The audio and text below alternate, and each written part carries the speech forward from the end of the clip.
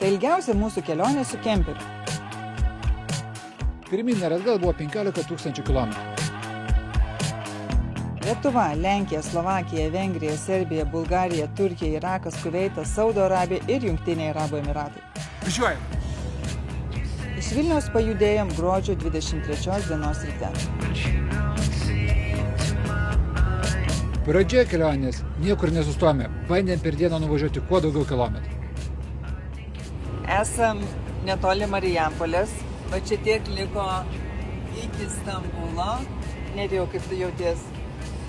Aš virpu, aš jaučiu, kad aš gyvenu. Aš jau mintyse tenais, tik kūnas dar čia, bet aš jau ten.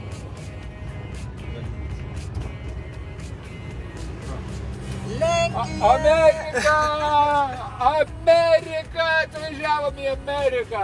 Prisipirkom maisto ir dabar eisim grūst. Nu, aš eisiu grūst, jeigu taip atvirai tą mažą šaldytuvą. Čia porai dienų, aš manau, supilko maistą. Ir dar čia sukišu maistą. Va. Pirmą 1000 kilometrų mes įveikėm labai sklandžiai. Nakvojom netoli Slovakijos, Lenkijos pasienį. Pirmą kartą gyvenime su žmona taip anksti atsikėlėm ir išvažiavom su kemperiu. Per pusę valandų. Kai mums grąžina išnuomotą kemperį su nuplėštais liukais, klientai visada kaltina kažkodėl tai vėją. Mes tą pačią klaidą padarėm, tai irgi kaltinsim dabar vėją. Liukas sugadina, bet nežinau, ar patys prisidirbom, ar vėjas širdis. Patikėk. Kas čia? Vėjas. Vėjas. Draugai, jeigu jūs norėtumėte kažką suklijuoti su skočiu kemperyje, užėkit pas mūsų kemperį 365 puslapį, įsinuomokit ar įsigykit kemperį ir keliaukit, patirkit savo nuotykius. Ir įvažiuoja kažkokią šalį. Vengrai.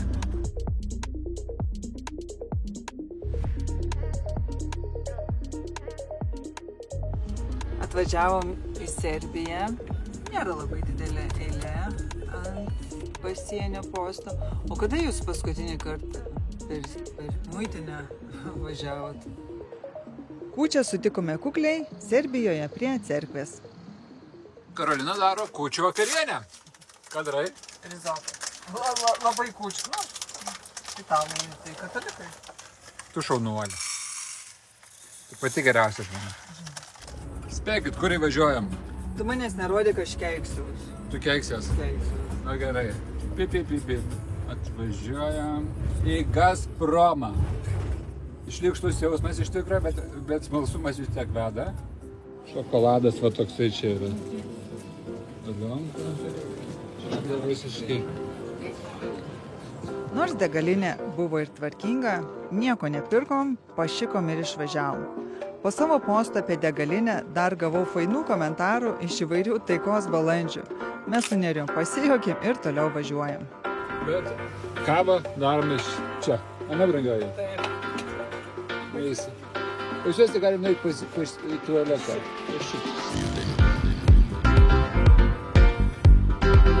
Ant Serbijos, Bulgarijos sienos mūsų ištiko nelaimė. Karolina pridarė reikalų. Atidarė duris per vėją, o sustabdė tas duris kitas mersas, tai dabar laukiam policijos. Ką ten sustabdė duris, tai nieko nesimato. Nu jo, mes ilgai ieškojom, bet ir jie ieškojo. 5 minutės ieškojo to įbrėžimo. Mes įvykio vietoje. Vakarieniavome, ilsėjomės, o jie varšant lietaus laukia ir trypčia. Atvažiavę pareigūnai nesuprato, kodėl juos iškvietė. Mes visi turėjome draudimus, susipilėm ir išsiskirstėm. Tie serbai. Kelias būna ir toks.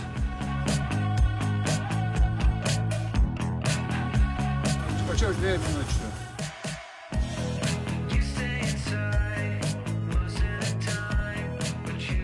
Atėjom jau prie Turkijos pasienio. Čia yra tokios eilės. Krovininių mašinų, nežinau, 18-17 kilometrų ir jau prasidėjo. Mus nudezinfekavo, kad neatvežtumėm kokios bacilos. Gavom skaudžią pamoką įvažiuojant į Turkiją. Kadangi pasieniečiai nusprendė, kad kemperis yra labai pavojinga transporto priemonė, už draudimą susimokėjom 260 eurų. Jeigu būtumėm susitvarkę draudimą Lietuvoje, būtumėm susimokėję tik 30 eurų. Sustojom prie gražios vietos jūros ir apspito mumis šunis. Per senatvę turėjom apsauginį, va. O ten jūra.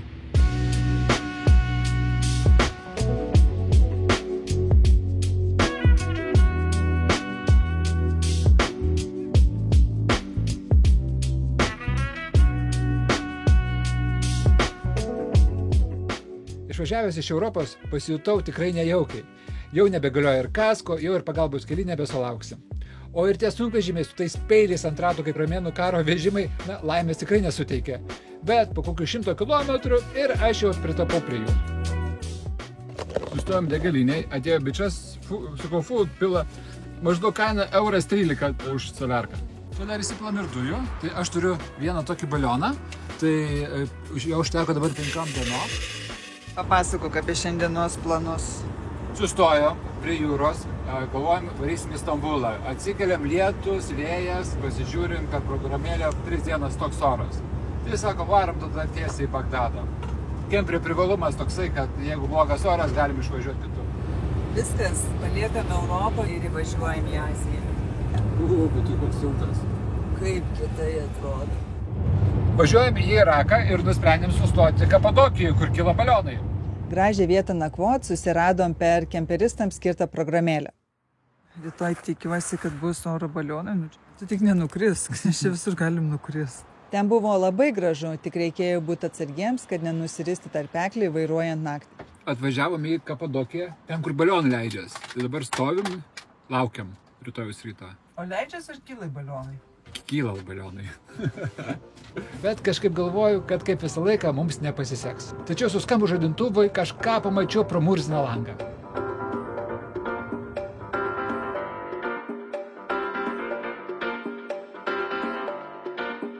Atsikėlėm ir tai ir tokie vaizdai.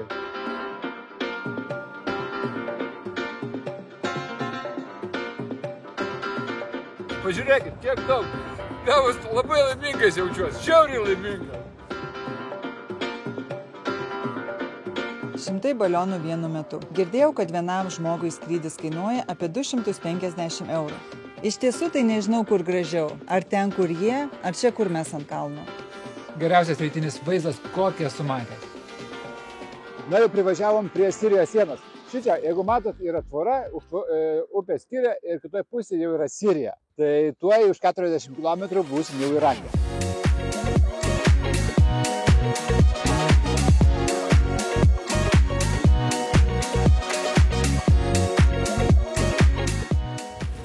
Žiūrėkit, ką mes turim kelyje, kokį fūrą be metų.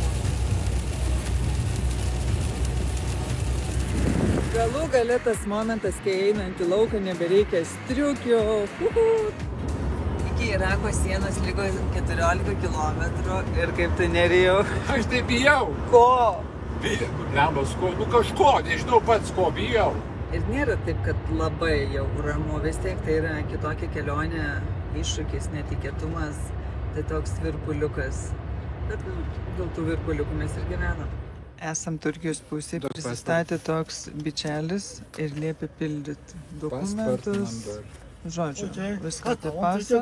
Paskui sakė, važiuosim ten.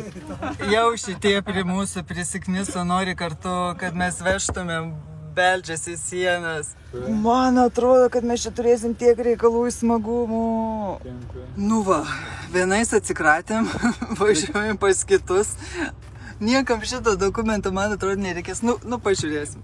My name is Usnur. Usnur. Hi. My name is Usnur. Do you have YouTube channel? Little, Turkey. Čia jau už mūsų išsinorėjo, koks mūsų YouTube kanalas. Yeah. Žodžiu, jau tiek radom man pasienio draugų, jau čia mūsų YouTube paėmė, jau čia, žodžiu, sakė, myli Lithuania ir taip toliau. Jau vos ne į mašiną rovės, užsirakinau. Va jau čia... Ne, čia dar turkai. Hello. Tai dabar liepia man išlipti iš mašinos, Karolina nusivedė kitur, o aš čia prie sienos. Čia tiek žmonių. Ir aš aukščiausias iš visų. Žodžiu, mane išlaipino Turkijos pasienį, liepė pasiimti pasą ir aš čia va tokiam koridoriui einu su savo plaukeliais, neuždengtais.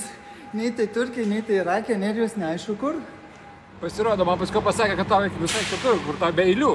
Tai nesuprantu, ar Europos Sąjungos, ar čia dėl manęs čia taip. Eilių nėra, tai iš karto tai jau registruoja angliškai kalbą.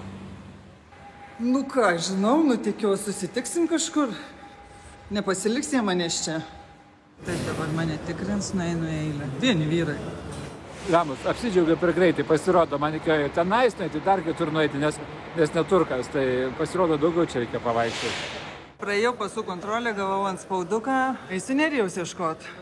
Aš klausiu, pasidėčiau, where's my wife? Jisai sako, no Wi-Fi, no Wi-Fi.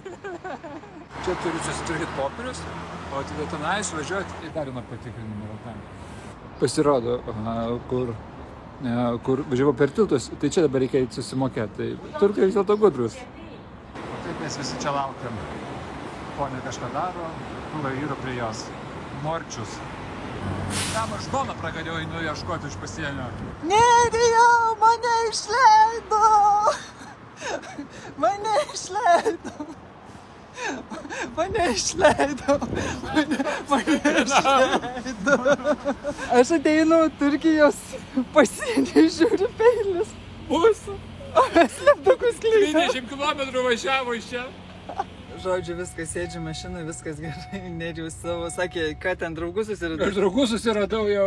Sakė, ten saugu, viskas gerai, važiuok. Nu tai va. Nu ką, aš sėdžiu, nieks manęs neuždarė. Žvilgsnių daug buvo, bet viskas gerai. Galiausiai patekome į Iraką, bet ten nuotykiai tik prasidėjo.